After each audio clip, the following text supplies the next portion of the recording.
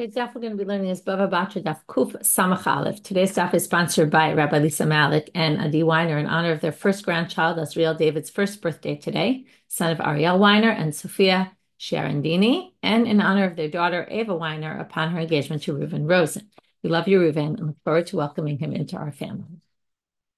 Okay, with that, we're going to get started with the whole issue of a get mekushar. If you remember, we have a get where it's like an accordion. We have a bunch of sections that get folded up. We need as many witnesses as there are folds, minimum 3. So there's a minimum of 3 folds and 3 witnesses.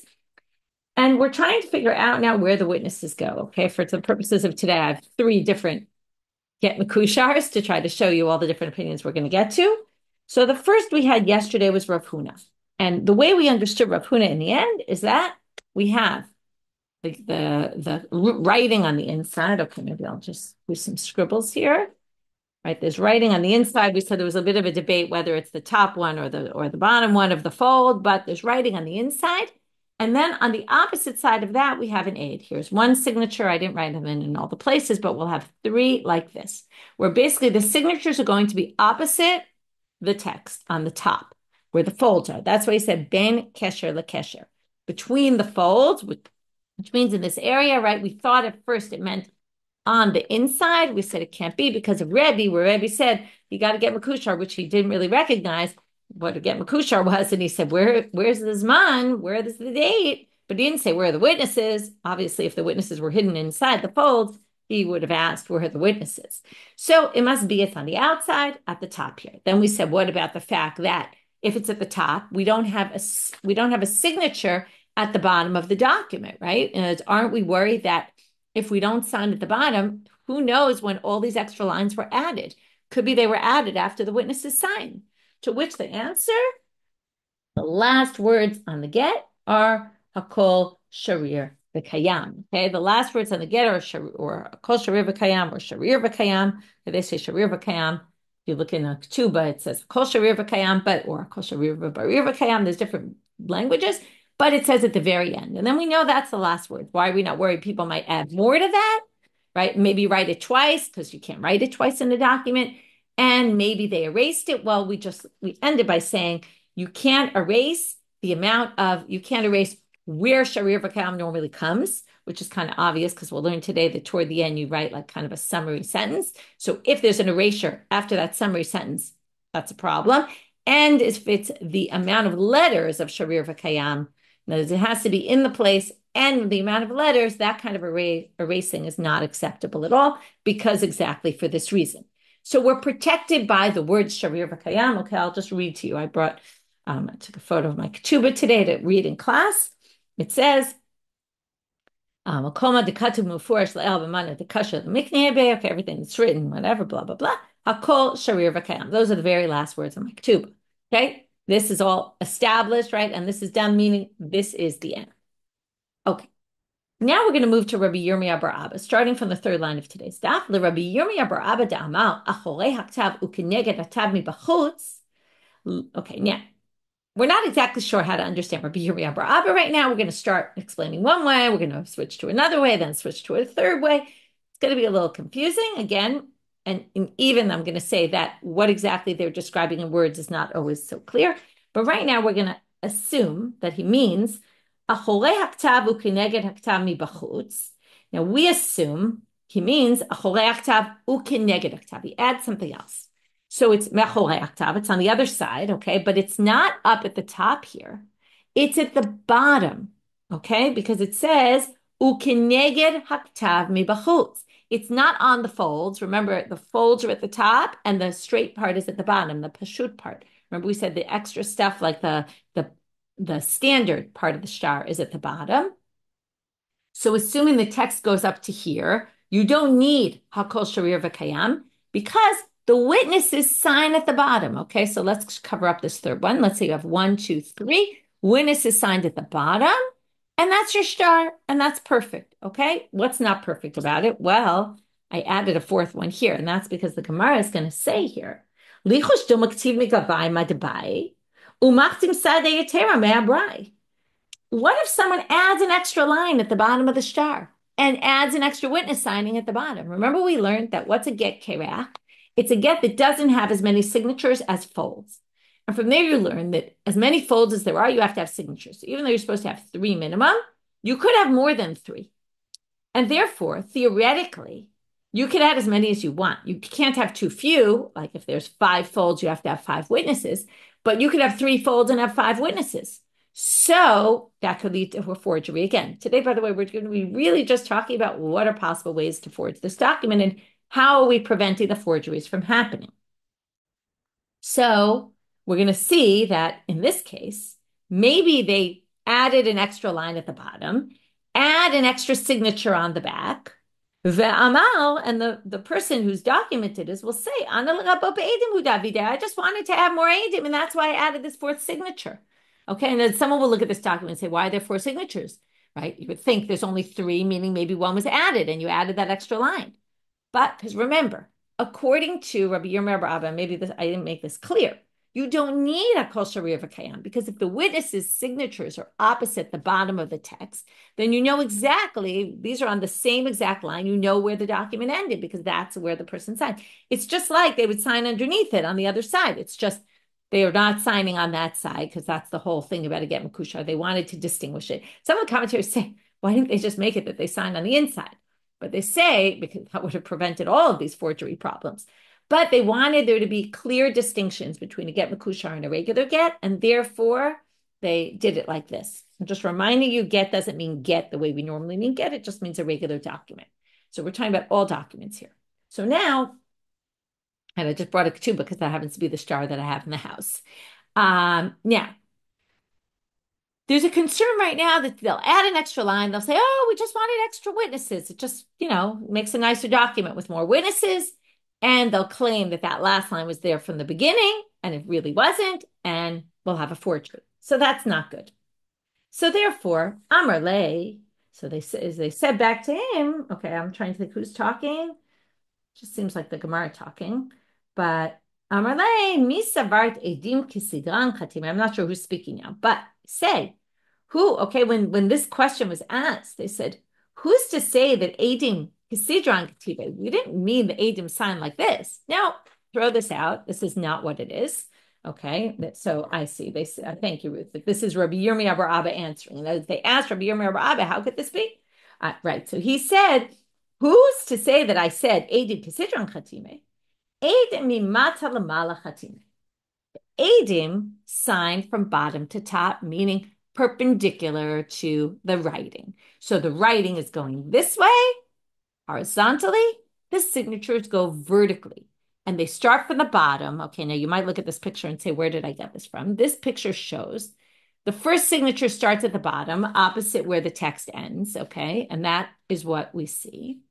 The next 2 signatures start higher up. Okay, where do we get that from? Actually, it's a good question. It's not so clear, okay? But later on in the Gemara, from the continuation of the Gemara, it's going to seem pretty clear that this is what the Gemara thought. And the Rashbam isn't so clear on this, but the Rashash, who's a super commentary on the Rashbam, explains the Rashbam in this way and basically says that what it means is, I'm going to read you the words. Hasal kadatach, they think at this point, shaharishon lichud matchil mikeneged shita achrona, that only the first signature starts at the very bottom, and then the rest of them, sorry, it's very little, it's very small, give me a second. Okay,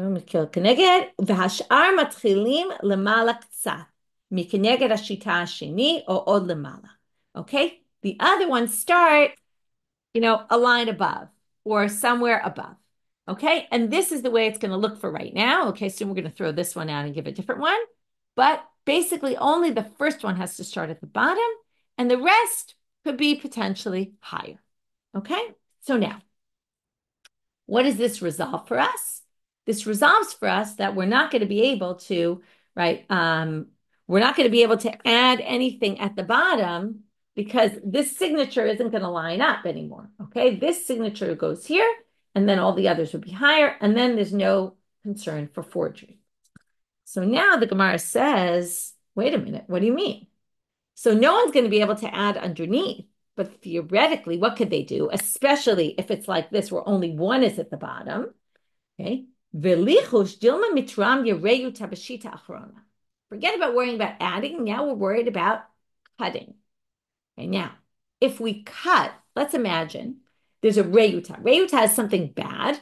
Let's say there's some sort of, it's not really bad here, we mean, but the last line of the document says something that's like adds an extra condition, let's say, which isn't good for the person holding the document. So maybe they'll just cut off, okay, where it says Reuven here, we'll just cut, and we'll end up with Ben Yaakov Eid, Shimon Eid, Yehuda Eid, okay, and all of that. So just to understand, generally people sign documents, Reuven ben Yaakov Eid. Okay, that would be my name, son of my father's name, and then the word Eid. So if you cut off Reuven, let's say, well, that doesn't work, but it actually does work. So they say, guys, maybe they'll cut off the last line, but guys, Reuven bahadeh, and they'll cut off the word Reuven. Umit kasher ben Yaakov Eid.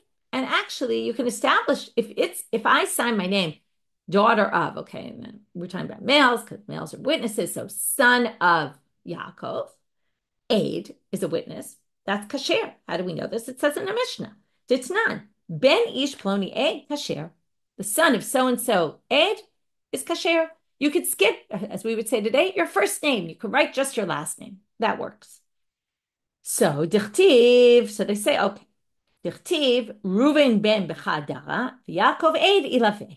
So they say it must be that what Rabbi Yirmia bar Abba meant is that when you sign Reuven ben Yaakov Eid in a get mekushar and you're the bottom signature, you have to make sure that the Reuven ben part ends up all opposite that last line. And in the next line, it says Yaakov Eid. And that way, if you were to cut it by the line, it would cut off in between Reuven ben to Yaakov Eid, and all you'd be left with is Yaakov Eid. And Yaakov Eid, just your last name and the word Eid wouldn't work. To which the Gemara says, what do you mean? V'lichush dil magaizle Reuven ben umit kasher b'Yaakov Eid. What do you mean? Yaakov Eid could work also. Ditnan ish ploni Eid kashil. You could write so-and-so Eid, just your first name, and it would work. Now it happens, it's a little tricky here because it's not Reuven. Reuven is the one who signed, and the signature is Yaakov Eid.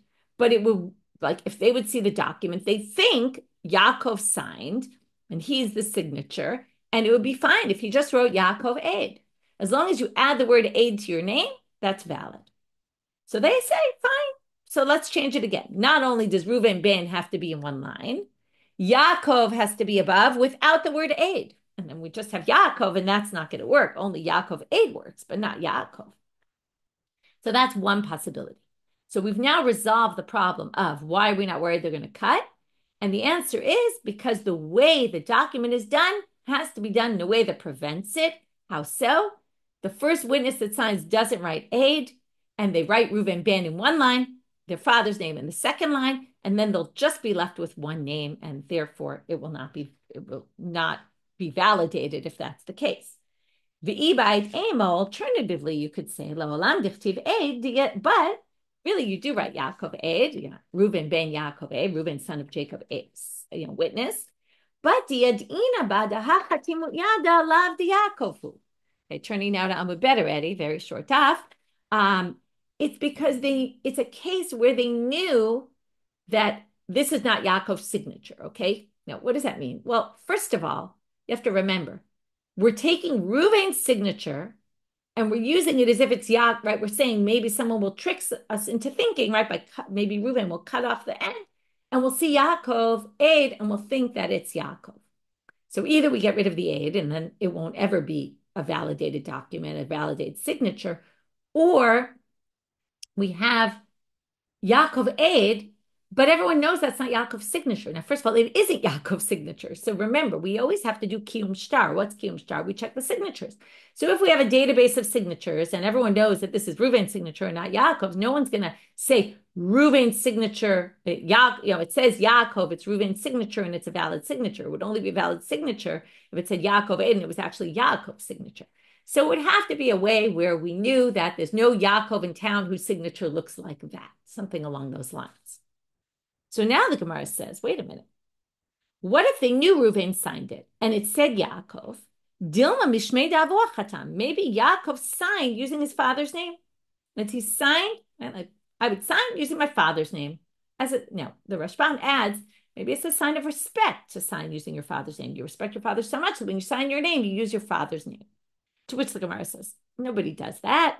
Lo shavik inish shmei didei v'chatim b'shmei davua. You don't leave your own name aside and sign your father's name. No, when you sign the document, you sign your own name.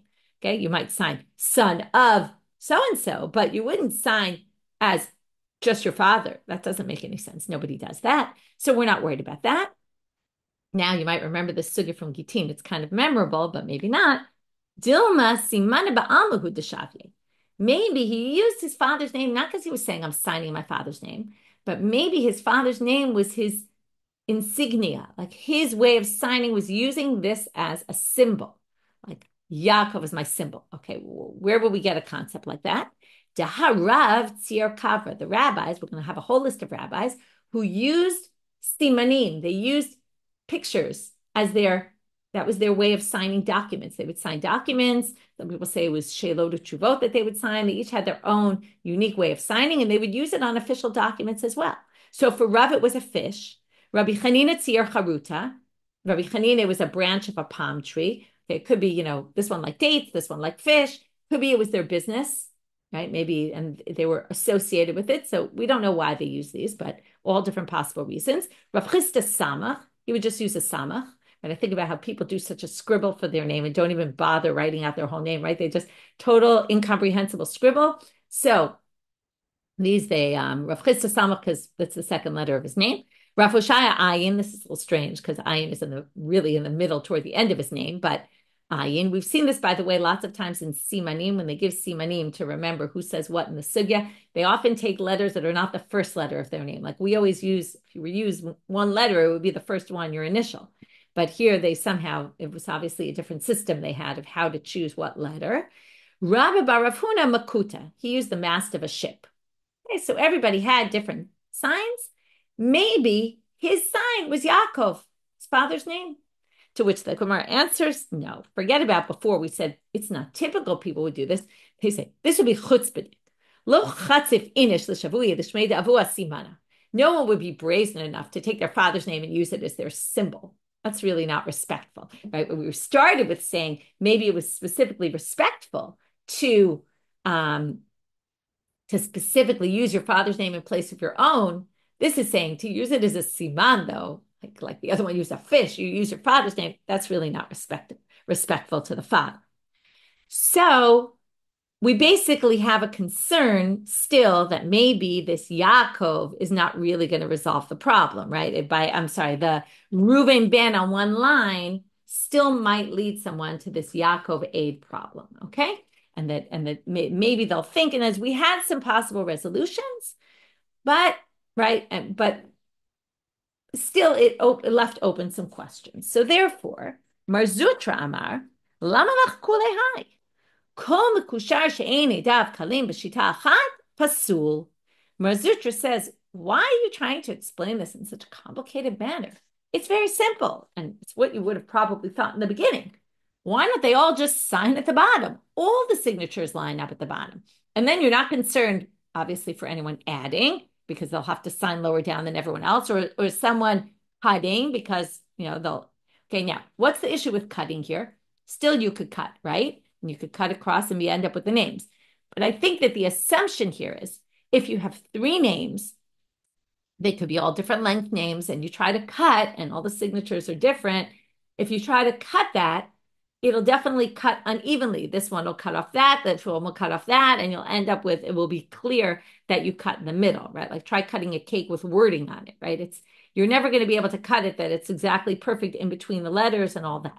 So the assumption is if they're all signing, and then some people even say, what I would say, like right and left justified, that they all have to make sure to go from the bottom all the way up to the top and end in the same place and start in the same place. Well, whether that's necessarily the case has to go all the way up or not, but they all have to start at the bottom, lined up at the bottom, and that resolves all issues. Okay, now if we hadn't read the Rashash and you might have thought that that's what the Gemara was saying earlier, but it's obvious from here, from the fact that he says this is done differently than what we thought before, there would have to be a difference, and that's why the Rashash seems to say this is a difference. The Bach has a bit of a different way of understanding the sugya. Like I said, it's just complicated because what's clear here is nobody really knew exactly how it was done, and this supports what we said yesterday, that again, mekushar just wasn't used, and therefore when they're trying to figure this out, number one, we start with Rav Huna and Rabbi Yirmia or Abba, who each have totally different ways of how they do this, right? Or the signature at the top here going the same direction as the text. And now when we finally understand Rabbi Yirmia or Abba properly, we understand that they go perpendicular to the text, starting from the bottom, not at the top. Okay, very different ways of doing it because nobody really knew. And each one was trying to figure out how, right, or the Gemara at least was trying to figure out how do we avoid forgeries, which again is very, right, very, I'm sure anyone who deals with, lawyers who deal with writing documents all the time, there always is a concern for a forgery, right? We, again, a regular person who's not writing these documents all the time, but knows when you sign checks, as we talked yesterday, there's always, to make sure there's nothing left empty that will lead to any sort of, somebody adding something in, messing up with the document. Right. In Israel, we have also like lemutav bilvad. It can only be deposited by the person whose check this is, right? There's all sorts of ways that we try to avoid all kinds of things that unfortunately we know happen. So that's really what this stuff is all about. We're now just going to end with Amar Rabbi Yitzchak bar Yosef, Amar Rabbi Yochanan. So he quotes in the name of Rabbi Yochanan, two halachot about, again, these concerns about documentation. Kol hamechukim kulan tzarich shichtov v'dein kiyumehen. Anytime you erase, this is going back because in the middle of this, we got into the whole thing about erasing, which wasn't our topic, but right, I mean, it was in the end why we're not worried about sharir v'kayam.